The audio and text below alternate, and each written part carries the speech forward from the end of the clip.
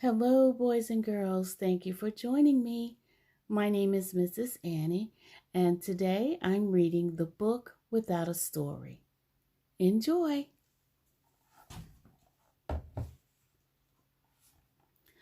The library is a place that is full of stories. There are all sorts of stories to read there. Funny stories,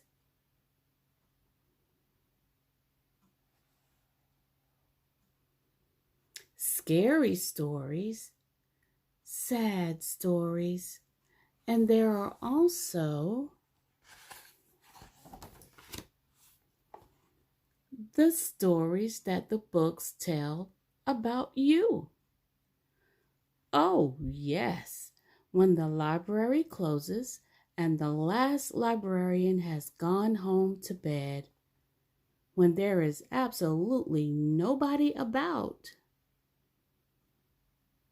all the books come out and talk to one another.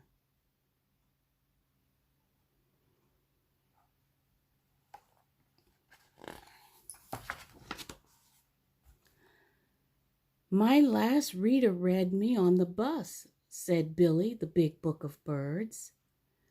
My last reader read me at lunch, said Susie, the space story. There are splashes of soup on my pages. Yum!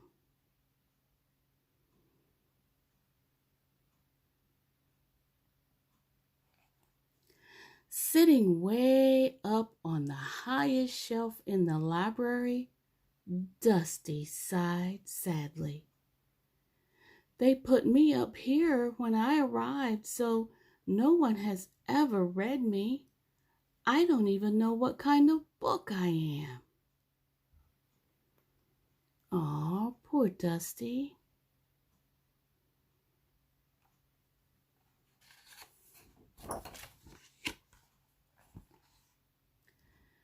There's a girl called Sophie who comes in here all the time. She'd love to read you, said Marta, the book of math puzzles. But how will she see me if I'm all the way up here? Said Dusty. Leave that to me, said Paul, the pop-up book of Paris. The rest of the books made a book ladder so that Paul could climb up to Dusty's shelf. Look at that teamwork, you guys. Isn't that awesome?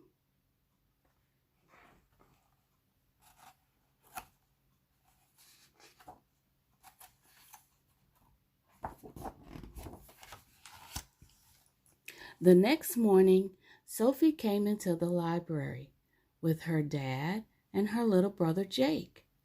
As she was passing under Dusty's shelf, Paul opened his Eiffel Tower pages and popped Dusty off. Good luck, he said.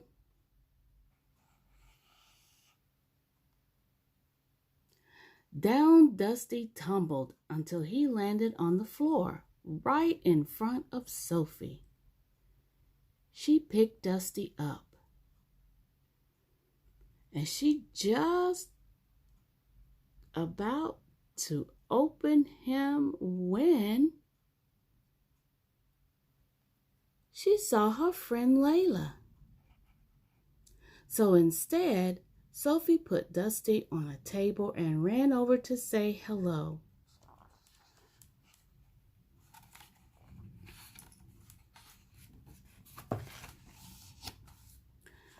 Bless my bookmarks, said Billy.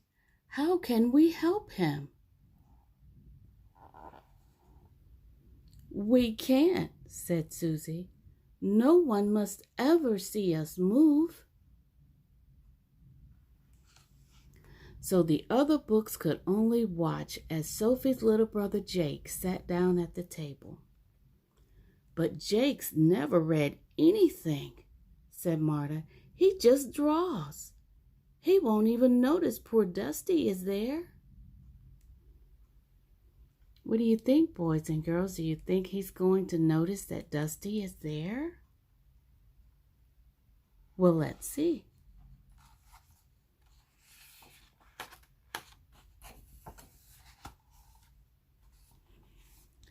But then a gust of wind blew in through the open window. Dusty's pages whispered in the breeze, sending out a little cloud of dust. "Achoo!" sneezed Jake, and he looked over at Dusty. And there was a big picture of a dinosaur, just like the one he was drawing.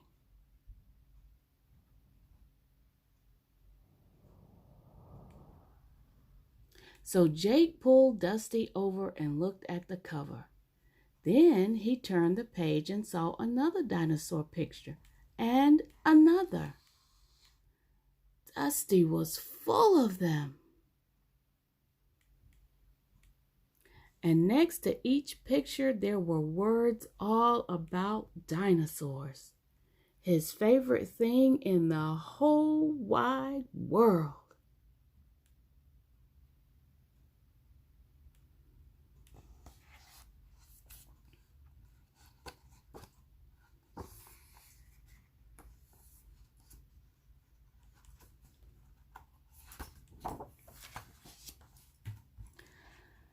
So Jake started to read, and the more he read, the more the hot, jungly dinosaur world of Dusty, the Book of Dinosaurs, grew inside his head.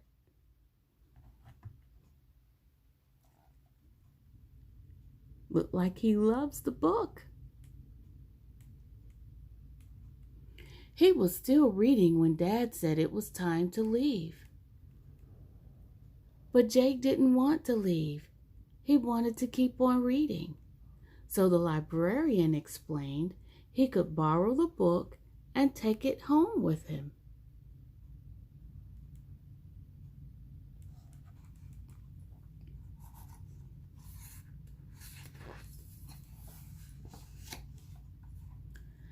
Jake read Dusty all the way home, and when he'd finished the book, he started all over again. And when his friends came over to play, Jake told them all about the Book of Dinosaurs. Then he told all of Sophie's friends and all his mom and dad's friends too.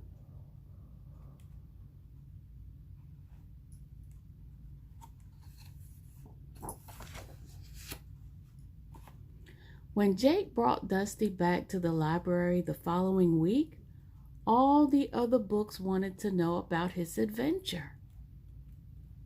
Look at the books. Paris Pop-Up, Robot, the Big Book of Birds. "Did he read you on the bus?" asked Billy. "Well, he read me in the car, at the kitchen table, in the bath, and secretly at night," said Dusty.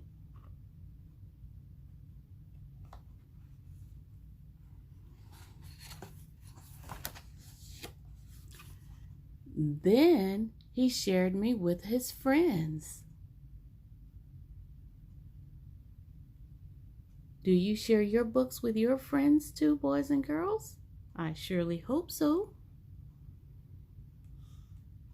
It was so much fun. I wonder if anyone else will ever want to read me. "Just look," whispered Marta. So Dusty did, and he saw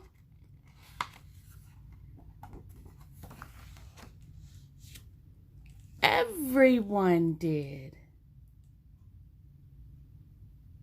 Look at that long line.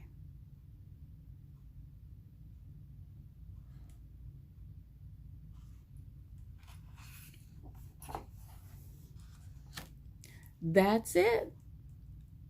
I hope you enjoyed. What's the name of it? The Book Without a Story. And the one thing that I learned about this book is teamwork and sharing and the love of reading. I would love to know what you liked. What was your favorite part of the book? Please comment and let Mrs. Annie know. Bye-bye.